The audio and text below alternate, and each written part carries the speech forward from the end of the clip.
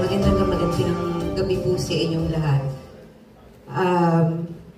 Ang surreal.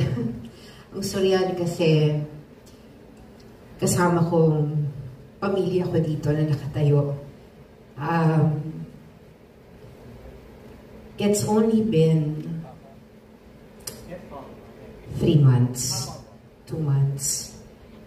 Nawala si Mami at si Mamita, si Kuya Ricky,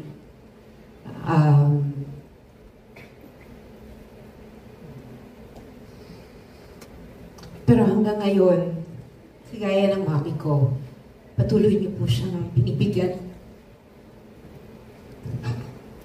parangal. Salamat. Thank you. Simula nung nabubuhay siya, ang Guillermo Mendoza Memorial Award ay parte na ng buhay niya. Hanggang ngayon, wala na siya, hindi na natin siya kapiling, andito pa rin kayo para sa mami ko.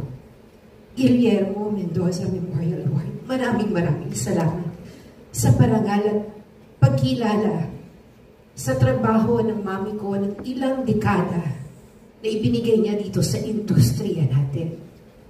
Maraming salamat.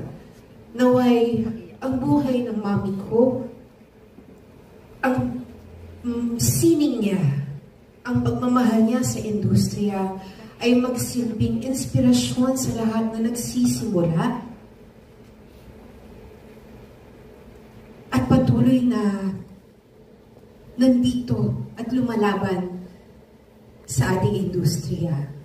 Naway, ang buhay niya ay magsilbing inspirasyon na kahit sino ay pwedeng makamit ang kanilang pangarap basta patuloy na magsusumikap at talagang marunong makipagkapwa-tao at totoo sa sarili at laging marunong tumanaw ng utang na loob.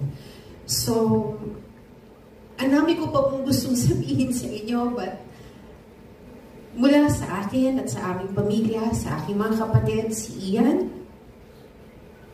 si Matet, si Kiko at si Kenneth, kaming mga anak ni Ms. Nora Uynor, maraming salamat po sa inyong lahat. Thank you.